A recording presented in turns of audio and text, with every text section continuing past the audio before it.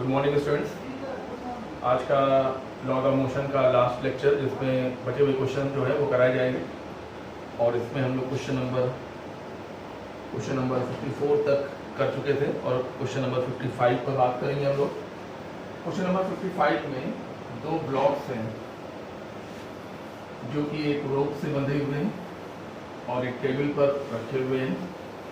ये दो बॉल्स हैं, दोनों के मास m है और ये इस स्मूथ टेबल पर रखे हुए हैं और बीच से, रस्सी के बीच से इसको F फोर्स लगा के पुल किया गया और इनकी जो पोजीशन है वो -a,0 और +a,0, यानी कि ये डिस्टेंस इस समय a है और ये डिस्टेंस भी a है।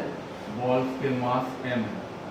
ये दोनों बॉल्स रस्सी से बंधी हुई है, रोप से बंधी हुई है और रोप के मिडिल पॉइंट पर एक फोर्स F लगाकर हम रोप को खींच रहे हैं।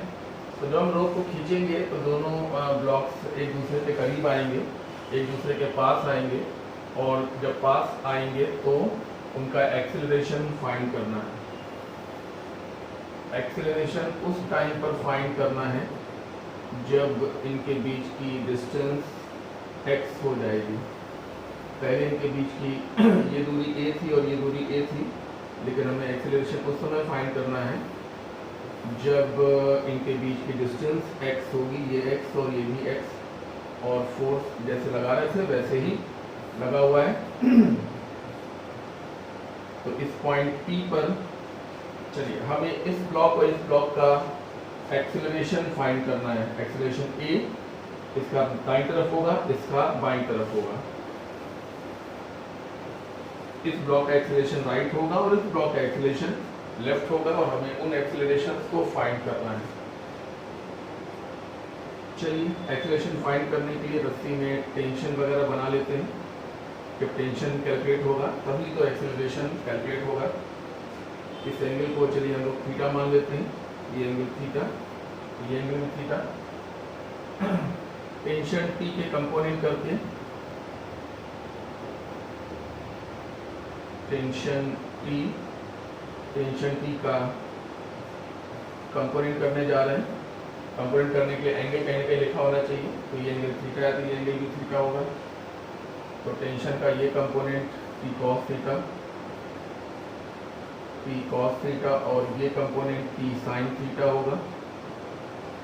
इस तरीके से इस टेंशन का भी ये कंपोनेंट P cos थीटा और ये इन साइड वाला कंपोनेंट P sin थीटा होगा। P cos थीटा एक दूसरे को कैंसिल कर देंगे, ओके। और ये पॉइंट P, ये जहाँ पर फोर्स लगा रहे हैं वो पॉइंट P, तो पॉइंट P की इक्वेशन बनाने जा रहे हैं। पॉइंट P पर F ऊपर की ओर और 2t sin थीटा नीचे की ओर is equal to mass into acceleration. F ऊपर की ओर और 2t sin थीटा नीचे की ओर। ऊपर की ओर फोर्स F है और नीचे की ओर फोर्स 2t sin थीटा है, is equal to mass into acceleration. लेकिन रस्सी मासलेस है। जब रस्सी मासलेस होगी तो उसके हर पॉइंट का मास 0 होगा, इसलिए पॉइंट P का मास भी 0 होगा, ओके। क्योंकि रोप, पूरी रोप मासलेस है और अगर जो रोप मासलेस होती है उसके हर पॉइंट का मास 0 होता है, यानी कि 0 हो गया। तो F is equal to 2t sin theta, so we got T is equal to F upon 2 sin theta. F upon 2 sin theta, यहाँ से हमने टेंशन की वैल्यू कैलकुलेट कर ली। और अब आइए यहाँ पर टेंशन का ये कंपोनेंट क्या होगा, T cos थीटा, और ये कंपोनेंट T sin थीटा, और ब्लॉक का मास mg डाउनवर्ड और नॉर्मल रिएक्शन ऊपर की ओर, ठीक है ना। mg नीचे और नॉर्मल रिएक्शन ऊपर की ओर। अब क्योंकि एक्सेलरेशन अलोंग द टेबल होगा, ब्लॉक का एक्सेलरेशन अलोंग द टेबल होगा, तो अलोंग द टेबल होने की वजह से अलोंग द टेबल कौन सा फोर्स है, ध्यान से देखिए। एक्सेलरेशन अलोंग द टेबल होगा, बहुत ध्यान से देखिए। एक्सेलरेशन अलोंग द टेबल होगा और अलोंग द टेबल कौन सा फोर्स है, और अलोंग द टेबल जो फोर्स है वो है T cos थीटा, जिसे कोई बैलेंस नहीं कर रहा है क्योंकि कहीं कोई फ्रिक्शन नहीं है, इसलिए T cos थीटा को बैलेंस करने वाला कोई फोर्स नहीं है। इक्वेशन बनेगी along the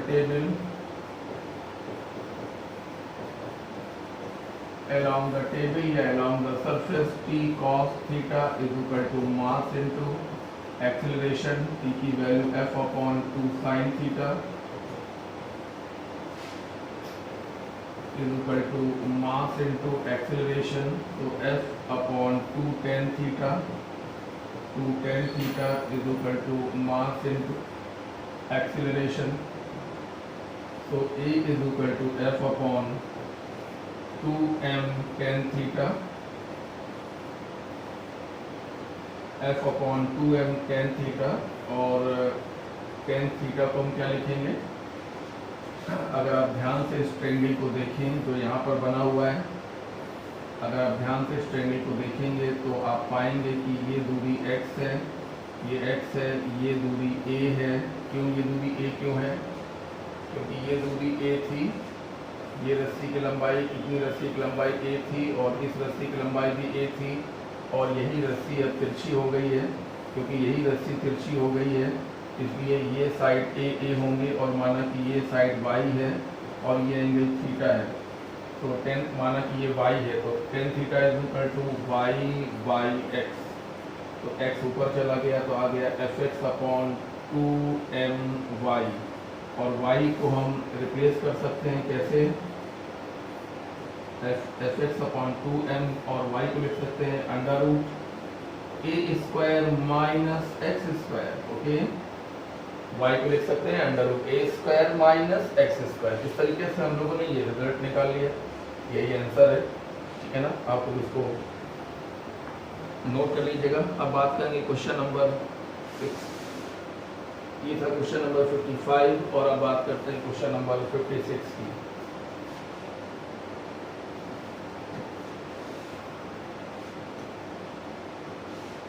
क्वेश्चन नंबर 56 में एक रिजिड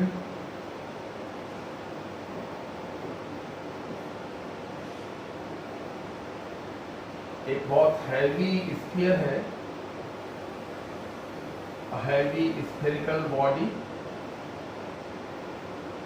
जिसको कि एक दीवार और एक इंक्लाइन प्लेन, ये सब मजबूत रिजिड इंक्लाइन प्लेन है, ये और ये दोनों इंक्लाइन प्लेन्स, ये रिजिड प्लेन और स्फीयर को इसमें फंसा दिया गया, यानी कि यहाँ पे डाल दिया गया।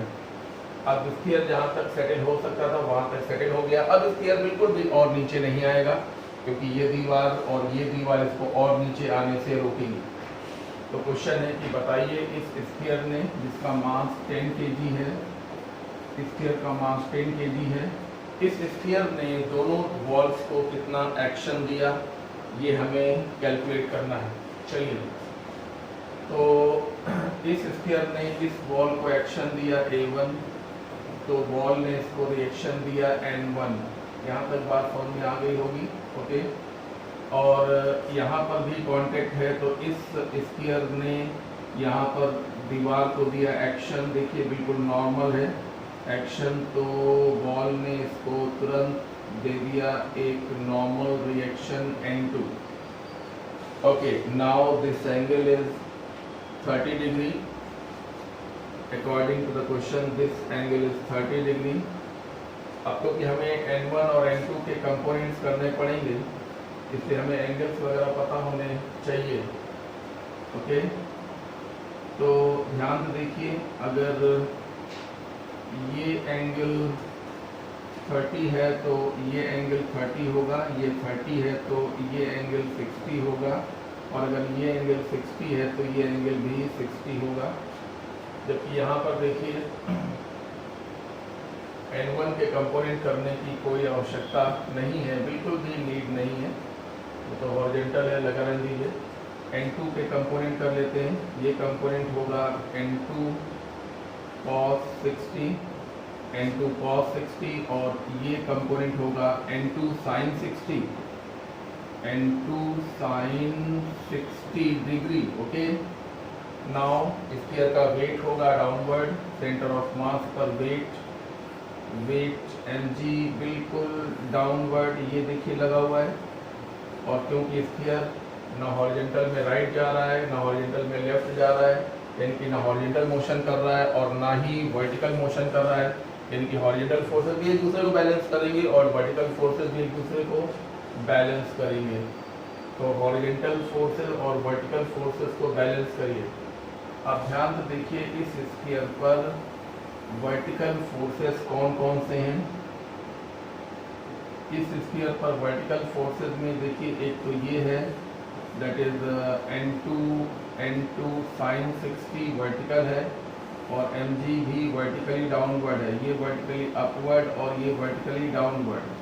वर्टिकल फोर्सेस के नाम पे और कोई फोर्स नहीं है, इसका मतलब ये दोनों एक दूसरे को बैलेंस करेंगे, यानी N2 sin 60 will be equal to mg और mg का मतलब हो गया 100 sin 60 मतलब √3/2 इज इक्वल टू 100, इसलिए N2 is equal to 200 upon √3 newton. N2 की वैल्यू आ गई। अब N1 की वैल्यू कैलकुलेट करनी है। ये इक्वेशन बनाई हमने इन y डायरेक्शन और अब इन x डायरेक्शन। स्फीयर हमारा ना लेफ्ट में x डायरेक्शन में ना इधर जा रहा है ना इधर जा रहा है, यानी कि राइट फोर्सेस लेफ्ट फोर्सेस को बैलेंस करेंगे। और राइट और लेफ्ट फोर्सेस के नाम पे क्या है, देखो N1 टुवर्ड्स राइट है और N2 cos 60 टुवर्ड्स लेफ्ट है। ये जो पिंक कलर के फोर्सेस दिखा रहे हैं ये हॉरिजॉन्टल है और ये जो ग्रीन कलर के फोर्सेस दिखाए गए वो वर्टिकल है। ये दोनों एक दूसरे को बैलेंस करेंगे क्योंकि स्फीयर वर्टिकल में कहीं नहीं जा रहा, और ये दोनों एक दूसरे को बैलेंस करेंगे क्योंकि हॉरिजॉन्टल में भी वो कहीं नहीं जा रहा है। इसका मतलब ये हुआ कि N1 should be equal to N2 cos 60 और N2 की वैल्यू कितनी है 200/√3, 200/√3 और cos 60 मतलब 1/2। इसका मतलब ये हुआ कि ये 100/√3 न्यूटन होगा, 100/√3 न्यूटन, 100/√3 न्यूटन। N2 भी कैलकुलेट हो गया और यहाँ से N1 भी कैलकुलेट हो गया। ओके फाइन, या जल्दी से नोट कर लीजिए, मैं अगला प्रॉब्लम बताता हूँ। हाँ, क्योंकि ये लेक्चर आपको रिकॉर्डेड मिलेगा इसलिए आप इसको पॉज करके आराम से बाद में नोट कर सकते हैं। कहीं कोई समस्या होगी तो मुझे फ़ोन कर सकते हैं और ये नंबर आप नोट कर लीजिएगा, क्योंकि कुछ लोगों ने कल मुझसे नंबर मांगा था तो मैं भूल गया था देना। 9918000071, ठीक है ना। ये नंबर मेरे पास रहता है, कई नंबर्स हैं लेकिन यही सिर्फ मेरे पास रहता है और यही व्हाट्सअप नंबर भी है। तो जब भी कोई डाउट पूछना हो तो भी इसी नंबर पे पूछें और कोई बात करनी हो तो भी इसी नंबर पे करें। अगर आप कोई डाउट पूछते हैं तो अपना बैच मोमेंटम प्लस उसमें ज़रूर मेंशन करें नाम के साथ, तभी डाउट को क्लियर करेंगे, ठीक है ना। तो ये यहाँ से हो गया। अब चलते हैं आगे। क्वेश्चन नंबर 57 ध्यान से देखिए। इसमें भी एक स्फीयर है और इस स्फीयर में को दो इस तरीके की देखिए, दो इस तरीके की वॉल्स हैं, ये फर्स्ट वॉल और ये सेकंड वॉल, और स्फीयर को इन्हीं दोनों दीवारों पर रख दिया गया। क्या आपको लग रहा है कि ये स्फीयर अब और नीचे आ सकता है? बिल्कुल और नीचे नहीं आ सकता, क्योंकि ये दोनों वॉल्स रिजिड हैं और रिजिड होने की वजह से ये इसको रोक लेंगी और ये रुका रहेगा। इसका मास भी 10 kg है, 10 kg। और यहाँ पर भी वही बात कही गई है कि बताइए इस स्फीयर ने दोनों वॉल्स पर कितना फोर्स लगाया। तो स्फीयर इन दीवारों पर, इन वॉल्स पर जो फोर्स लगाएगा उस फोर्स का नाम होगा एक्शन, यानी कि मुझे एक्शन फोर्स कैलकुलेट करना है। एक्शन कैलकुलेट करना है यानी कि रिएक्शन कैलकुलेट करना है, बात बराबर है। क्योंकि आप सभी जानते हैं कि स्फीयर दीवार को जितना एक्शन देगा, दीवार स्फीयर को उतना ही नॉर्मल रिएक्शन देगी। एंगल देख लीजिए, एंगल एक तरफ 60 है और एक तरफ 30 है। एंगल ये देखिए 60 डिग्री और ये एंगल है 30 डिग्री। आइए फोर्सेज लगाए। तो स्फीयर ने दीवार को ये देखिए एक्शन दिया, तो दीवार ने स्फीयर को तुरंत नॉर्मल रिएक्शन दे दिया N1। यहाँ पर भी कांटेक्ट है, तो इस स्फीयर की इस जगह की वजह से दीवार पर आया एक्शन N2, तो दीवार ने स्फीयर को रिएक्शन दे दिया N2। और अब हमें N1 और N2 को रिजॉल्व करना पड़ेगा। तो रिजॉल्व कैसे करेंगे, उसके लिए एंगल वगैरह अच्छे से पता होना चाहिए। एंगल अभी पता कर लेते हैं, चलिए। ओके, ये 60 है तो ये 60 होगा, अगर ये 60 होगा तो ये 30 होगा, अगर ये 30 होगा तो ये भी 30 होगा। इसी तरीके से ये 30 है तो ये 30 होगा, 30 होगा तो ये 60 होगा, और अगर ये 60 होगा तो ये भी 60 डिग्री होगा। मुझे पूरी उम्मीद है कि आप एंगल की बात समझ गए होंगे। और अब कंपोनेंट की बात करें, N1 का कंपोनेंट N1 cos 30 और वर्टिकल कंपोनेंट N1 sin 30 होगा, N1 sin 30। N2 का ये component N2 cos 30 N2 cos 30, N2 cos 30, okay. N2 cos 30 और ये कंपोनेंट N2 sin 30 होगा, N2 sin 30 degree, okay. N1 का ये sin 30 नहीं, sin 60, ये यहाँ पर 60 और यहाँ पर भी 60 होगा, cos 60 और ये sin 60, N2 cos 60 N2 sin 60, और ये N1 cos 30 और ये N1 sin 30।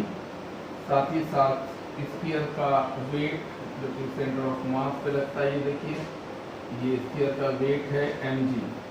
अब क्योंकि स्फीयर ना राइट जा रहा है ना लेफ्ट जा रहा है, इसका मतलब है ना अपवर्ड जा रहा है ना डाउनवर्ड जा रहा है, इसका मतलब है कि अपवर्ड डाउनवर्ड फोर्सेस को बैलेंस करेंगे और लेफ्ट फोर्सेस राइट फोर्सेस को बैलेंस करेंगे। इसका मतलब ये हुआ कि अगर हम x डायरेक्शन में इक्वेशन बनाएंगे, इन x डायरेक्शन इक्वेशन बनेगी N1 cos 30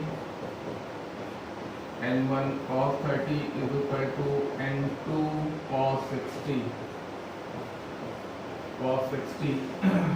N1 √3/2 is equal to N2 into 1/2। 2 से 2 कैंसिल करने के बाद हमें पता चलता है कि N2 is equal to √3 N1 होगा। ये फर्स्ट इक्वेशन बना ली है। N2 और N1 की वैल्यूज तो नहीं आई, पर N2 और N1 में रिलेशन आ गया। अब वर्टिकल डायरेक्शन में N1 sin 30 plus N2 sin 60 is equal to downward force mg। Upward forces 2 हैं और डाउनवर्ड फोर्सेस 1 है। अपवर्ड और डाउनवर्ड एक दूसरे को बैलेंस करेंगे, इसीलिए स्फीयर ना अपवर्ड जाएगा ना डाउनवर्ड जाएगा, ओके। तो N1 sin 30 मतलब 1/2 एंड N2 मतलब √3 N1 और sin 60 मतलब √3/2 इज इक्वल टू mg मतलब 100, okay. Because mass is 10 kg, so when the mass is 10 kg, the weight will be 100 kg. Fine. Then N1/2 plus 3N1/2 is equal to 100. It is 4N1/2 means 2N1. 2N1 is equal to 100. So N1 will be 50 Newton. Got the point? N1 will be 50 Newton, and if N1 will be 50 Newton, then what will be the value of N2? As N2 is equal to root 3 N1, so it should be 50 root 3, because N1 is equal to 50 Newton, and with root 3 50 root 3 Newton. तो ये दो question पूरी तरह से action reaction पर based है। N1 अगर 50 है तो A1 भी 50 होगा, N2 अगर 50 रूट 3 है तो A2, ये यहाँ पर ठीक करिए इसको, A2 रिएक्शन है। स्फीयर ने सरफेस को एक्शन दिया तो सरफेस ने स्फीयर को रिएक्शन दिया। स्फीयर इस दीवार के भी कांटेक्ट में है और इस दीवार के भी कांटेक्ट में है, इसलिए स्फीयर इस दीवार को भी एक्शन देगा और इस दीवार को भी एक्शन देगा। तो ये दीवार एक्शन लेगी तो रिएक्शन देगी, ये दीवार भी एक्शन लेगी तो रिएक्शन देगी। ये एक्शन और ये रिएक्शन आपस में बराबर होंगे, ये एक्शन और ये रिएक्शन भी आपस में बराबर होंगे। आप इसको रिवाइज कर सकते हैं बाद में, वीडियो आपको मिल ही जाएगा अभी। क्वेश्चन नंबर 58 पर गौर करिए। क्वेश्चन नंबर 58 में एक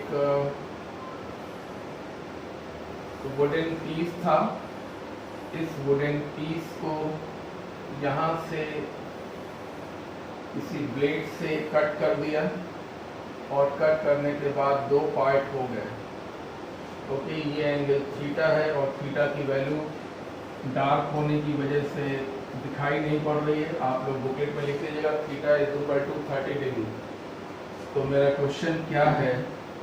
मेरा क्वेश्चन ये है कि बताइए दोनों ब्लॉक एक दूसरे को कितना एक्शन रिएक्शन देंगे जब इस फोर्स को F फोर्स और इस पार्ट को 2F फोर्स से पुश किया जा रहा है।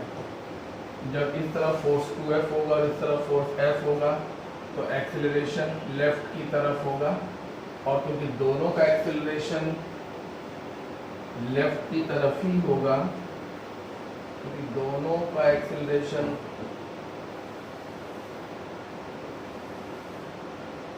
ये देखिए, ये दोनों ब्लॉक्स एक दूसरे से अलग कर दिए गए हैं ब्लेड से काट के, और लेकिन कांटेक्ट में रखे गए। ये बात ध्यान रखिएगा, ब्लेड से कटिंग कर दी गई है लेकिन रखे कांटेक्ट में ही गए हैं। ओके, और अब पुश किया जा रहा है, तो जब पुश किया जाएगा तो ये चलेगा तो ये भी चलेगा। एक्सेलरेशन लेफ्ट में क्यों होगा? क्योंकि ये लेफ्ट का फोर्स बड़ा है और राइट साइड की तरफ पुश करने वाला फोर्स छोटा है। तो पहले हम इस सिस्टम का एक्सेलरेशन कैलकुलेट करेंगे कंबाइंड बॉडी मानते हुए। ये देखिए यहाँ से कटा हुआ है, इधर फोर्स F है, इधर फोर्स 2F है, और एक्सेलरेशन लेफ्ट की तरफ है, यानी कि 2F minus F is equal to ma, no ma,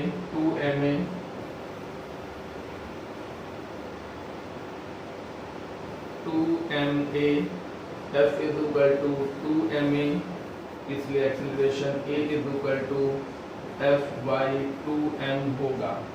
ठीक है ना, एक्सेलरेशन कैलकुलेट हो चुका है, और अब हम या तो ब्लॉक A या फिर ब्लॉक B को सॉल्व करके एक्शन रिएक्शन निकाल सकते हैं। माना कि B ने A को एक्शन दिया A, तो A ने B को तुरंत रिएक्शन दिया N, और एक्शन रिएक्शन, हाँ नॉर्मल रिएक्शन एक दूसरे के बिल्कुल इक्वल बट अपोजिट होंगे, लेकिन कभी एक दूसरे को कैंसिल नहीं कर सकते, क्योंकि एक्शन A पर है तो रिएक्शन B पर है। ये दोनों कभी एक दूसरे को कैंसिल नहीं करेंगे। एक्शन और रिएक्शन कैलकुलेट करने के लिए हमें एक एक कंपोनेंट करने पड़ेंगे। आप ध्यान से देखिए कि ये कैसे हो सकता है। अगर ये एंगल थीटा है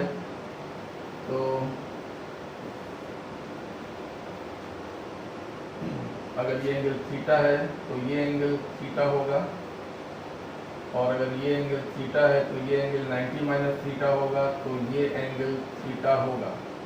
ओके, अच्छा चलिए ऐसे देखते हैं, अगर ये थीटा है तो ये थीटा होगा, तो ये 90 माइनस थीटा होगा, तो ये थीटा होगा। फिर से देख लीजिए, अगर ये एंगल थीटा है तो ये थीटा होगा, अगर ये थीटा है और ये पूरा एंगल 90 में से ये थीटा, तो ये 90 माइनस थीटा, हाँ ये वाला एंगल 90 माइनस थीटा, और ये पूरा एंगल 90 में से ये 90 माइनस थीटा, तो ये एंगल थीटा होगा। अब ए का ये कंपोनेंट ए कॉस थीटा और ये कंपोनेंट ए साइन थीटा होगा। अब एक्स डायरेक्शन में हम इक्वेशन बना सकते हैं। ब्लॉक ए के लिए एक्स डायरेक्शन में इक्वेशन बनाने का प्रयास करेंगे हम लोग। एक्सीलरेशन लेफ्ट की तरफ है और जो हॉरिजॉन्टल फोर्स है वो है ए साइन थीटा। तो इन एक्स डायरेक्शन में A sine theta, X direction में A sine theta is equal to M A, X direction में A sine theta is equal to M A हमें कैलकुलेट करना है। Sine 30 is equal to M और A की value f/2m, तो m से m cancel और a/2 is equal to f/2, 2 से 2 कैंसिल और a is equal to f आ गया। यानी कि b a पर एक्शन देगा और a b पर रिएक्शन देगा और एक्शन रिएक्शन की वैल्यू f के बराबर होगी। इस क्वेश्चन में एक्शन और रिएक्शन इक्वल टू a आया। ये एंगल 30 होने की वजह से ये आंसर आया। अगर ये एंगल कुछ और होता तो आंसर कुछ और आता। ठीक है, तो ये प्रॉब्लम भी आप लोग नोट कर लेंगे, बाद में वीडियो वगैरह रिवाइंड करके देख लेंगे। क्वेश्चन नंबर बात करेंगे, क्वेश्चन नंबर 59 की। क्वेश्चन नंबर 59 में एक पुली है,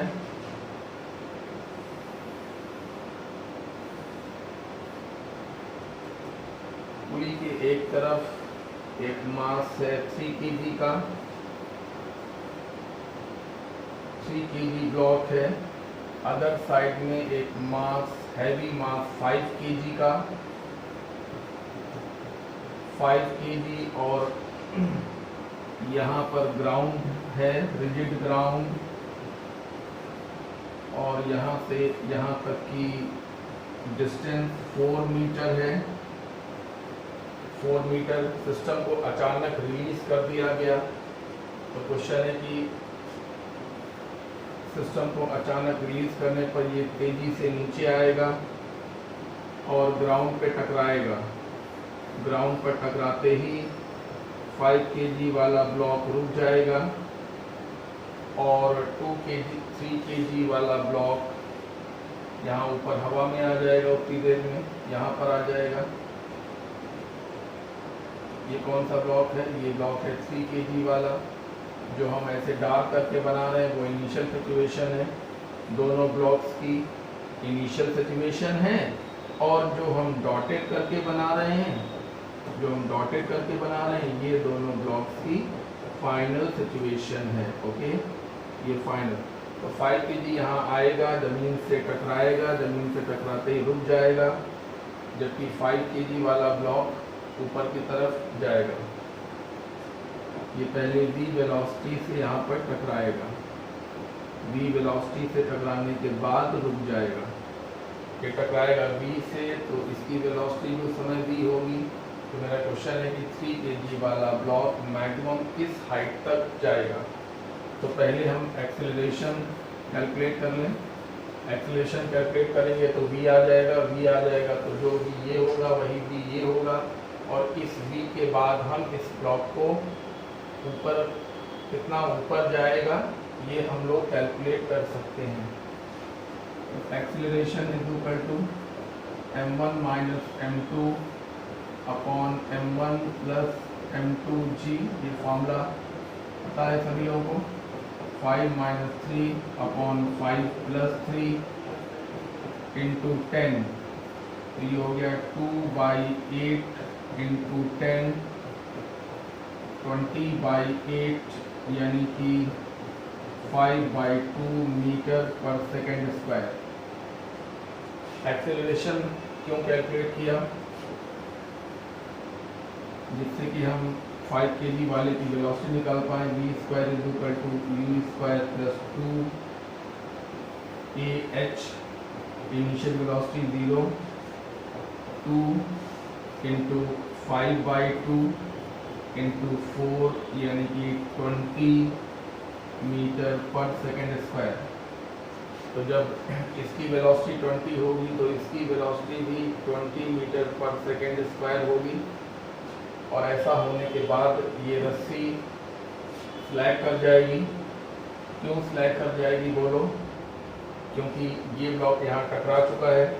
जब ये ब्लॉक यहाँ टकरा जाएगा v वेलोसिटी से, तो ये ब्लॉक यहाँ पर होगा v अपवर्ड वेलोसिटी से, और रस्सी ढीली पड़ जाएगी, क्योंकि अब उसको टाइट होने का कोई मतलब नहीं है। क्यों मतलब नहीं है, क्योंकि रस्सी तभी टाइट रहती है जब ये भी हवा में हो और ये भी हवा में हो। लेकिन जब ये ग्राउंड से टकरा जाएगा, रुक जाएगा, तो ये रस्सी ढीली पड़ जाएगी और 3 kg वाला ब्लॉक अंडर ग्रेविटी आ जाएगा। अंडर ग्रेविटी आ जाने की वजह से अब ये अंडर ग्रेविटी ऊपर की तरफ जाएगा। तो for 3 kg block v dash square is equal to v square minus 2gh, तो 0 is equal to 20 minus 20h, तो h is equal to 1 metre, h is equal to 1 metre. Okay, तो अब ये ब्लॉक 1 मीटर और ऊपर जाकर रुकेगा। ये देखिए, ये 3 kg वाले का ये सिचुएशन है और ये दूरी कितनी आ गई, 1 मीटर। ओके, तो अब मेरा क्वेश्चन ये था कि बताइए 3 kg वाला ब्लॉक किस मैक्सिमम हाइट तक पहुंचेगा। तो maximum height of 3 kg block, 3 kg block की मैक्सिमम हाइट पहले तो 4 metre, because this is 4 meter, this is 4 meter and then 1 meter, then 4 plus 1 means 5 meter. Okay, question की सिचुएशन को हम एक बार और डिस्कस कर ले रहे हैं, और वो सिचुएशन ये है कि ये 5 kg वाला ब्लॉक था, ये 3 kg वाला ब्लॉक था, दोनों को रिलीज कर दिया गया, दोनों हवा में हैं, इसलिए एक्सीलरेटेड मोशन करेंगे और एक्सीलरेशन की वैल्यू 5/2 मीटर पर सेकेंड स्क्वायर होगी। इस एक्सीलरेशन की वजह से इस ब्लॉक की वेलोसिटी बढ़ती चली जाएगी और ये तेज़ी से नीचे आएगा और ज़मीन से टकराएगा। जिस समय ज़मीन से जैसे ही टकराएगा उस समय इसकी वेलोसिटी v होगी, तो इसकी वेलोसिटी भी v होगी। टकराते ही ये रस्सी ढीली पड़ जाएगी और ये ब्लॉक अंडर ग्रेविटी ऊपर जाएगा।